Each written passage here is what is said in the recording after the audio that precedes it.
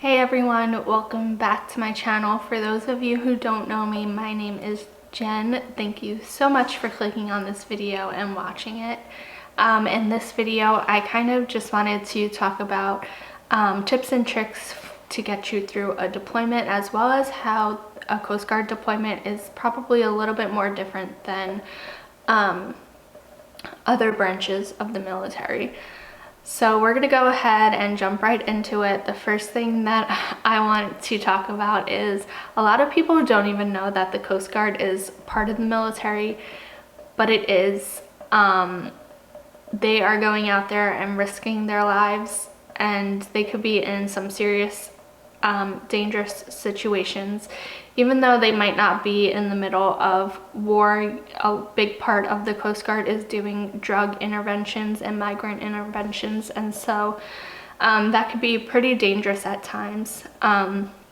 So we feel it as a family when they deploy, just like any other military family feels it. And I know Coast Guard gets made fun of a lot by other branches because they don't think that it's as serious as a job, and it is.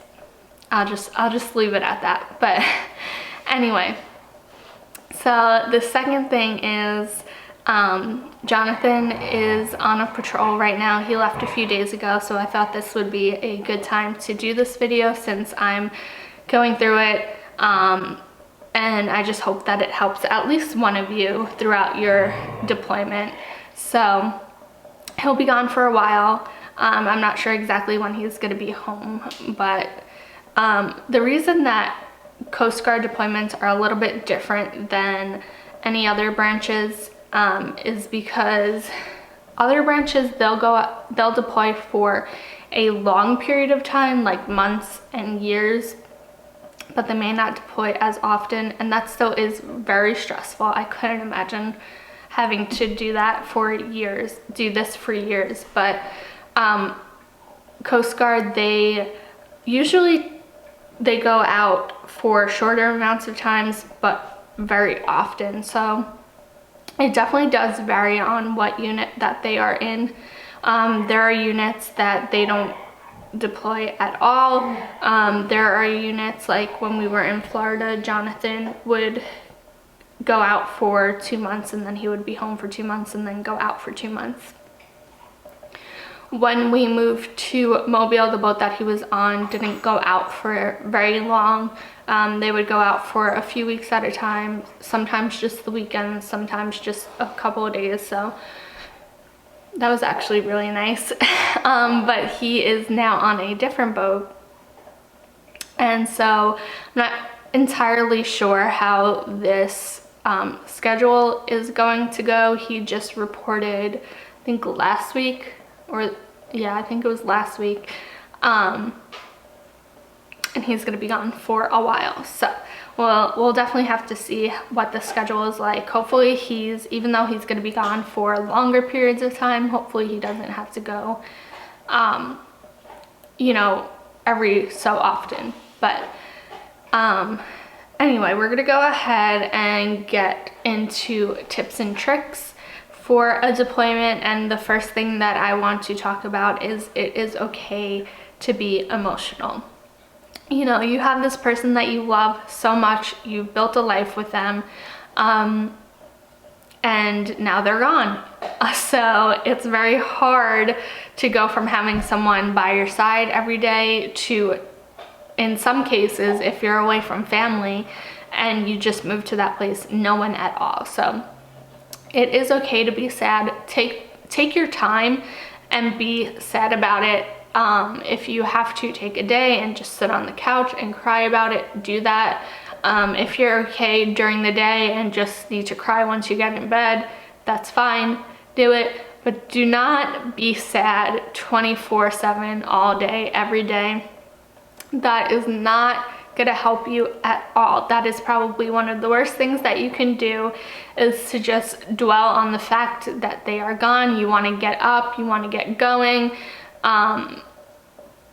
Because if you don't, your days are just gonna last forever. So you're gonna go through a lot of emotions. You're gonna be sad, you're gonna be happy at times, you're going to be angry and frustrated and stressed. It is an emotional roller coaster. There is at least one point throughout Jonathan being gone that I will have a major breakdown. When we first started dating and he used to leave, I would cry pretty much that whole day.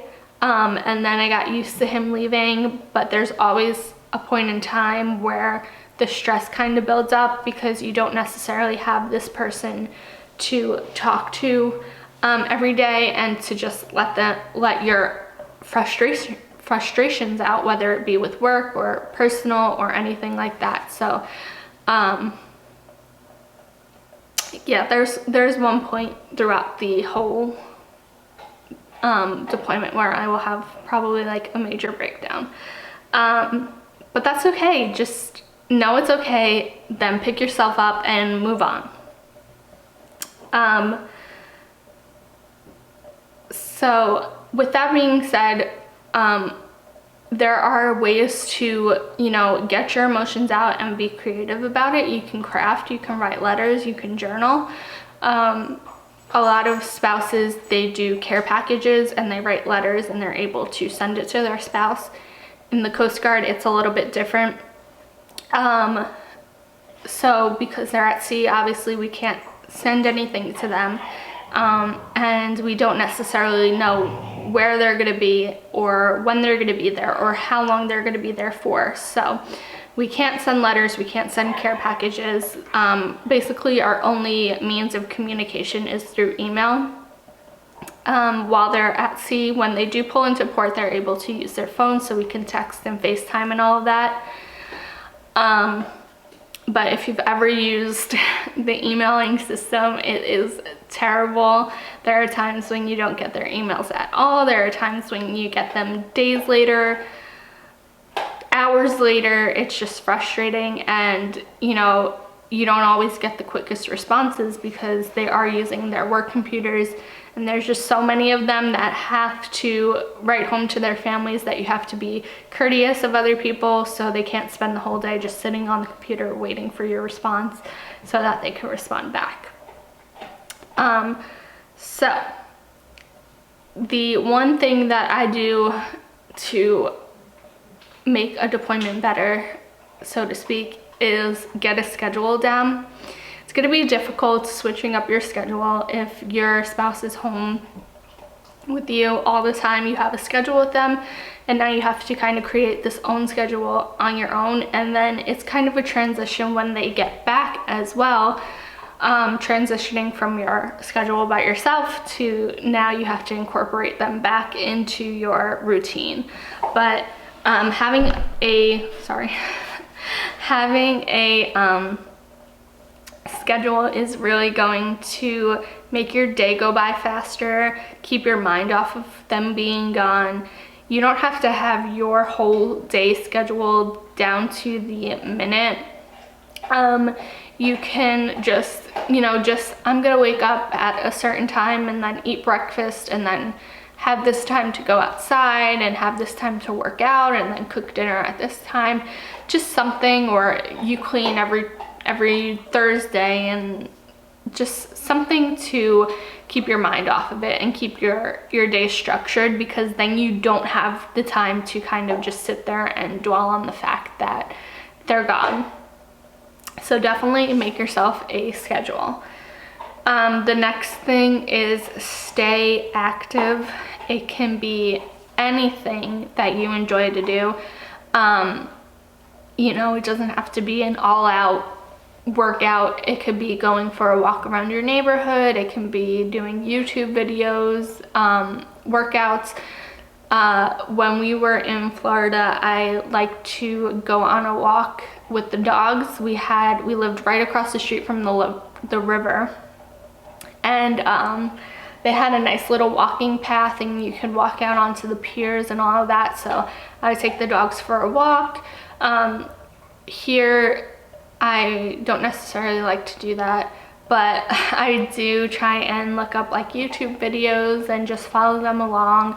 You can find pretty much anything if you want to do a high intensity workout, if you want to do an ab workout, if you want to do Zumba, you can find a video on anything. So just go ahead and get active. Another thing is get a hobby or get a job. So right now I am currently not working because of the quarantine, but I do like to craft. So I do have a Cricut, I like to use that. I like to do a lot of DIY projects, but something that you enjoy, whether it's crafting, knitting, reading, bike riding, just anything that you can look forward to doing, do it. And you know, there are a lot of spouses that make money off of what they create. So they sell it on their Facebook pages, they sell it on Etsy. They take that time to really be proactive in that and take their talent and make money from it. So if that's something you're interested in doing, do that.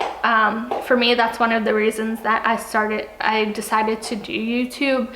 Is just, it's something that I can do while Jonathan's here and gone. And so I look forward to making videos.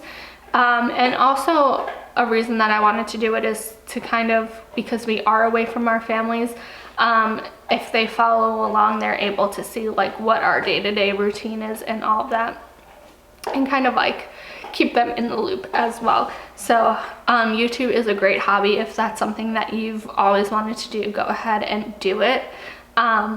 It'll definitely keep your mind off of things.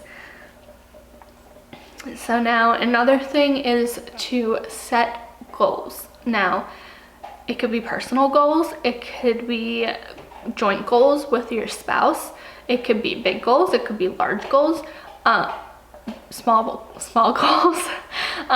Just make sure that they are obtainable for the time frame that you have.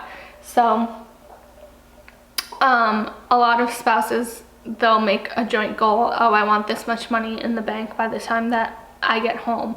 A lot of people like to save money while their spouse is deployed. A lot of people, you know, one of my goals is to start working out again. Another one of my goals is, because I'm not working, to try and spend the least amount of money as possible, because we are in quarantine. So I want to try and use like everything that we have in the house, and not spend money and not do online shopping and all of that. So if you're interested in seeing a video on like how much I spend while he's gone, let me know in the comments, because I'm definitely interested in doing that, just tracking what I do spend. I know that's been a trend, how much, you know, a 25-year-old spends in a week, but I can do a little video how much I spend on a deployment maybe. So if you're interested in that, let me know down in the comments. But yeah, make sure your goals are obtainable, because you want to be able to use that as motivation. You want to be able to use that to, hey, I got to get up today, I got to do this because I have this goal that I want to reach. And you know, it could always be something small, like, oh, I want to save $100, or I want to work out for 5 minutes today. And if you reach that goal, just add on to it. So, oh, I reached that goal in a week. Now in 2 weeks, I want to add another $100 to that. I want to add another 15 minutes to that workout. So you can always add on to it if you do reach that goal and surpass it. And it's something that, you know, when you do reach that goal, you feel excited about, and you can talk to your spouse about, and they can get excited for you for reaching that goal as well. So set goals.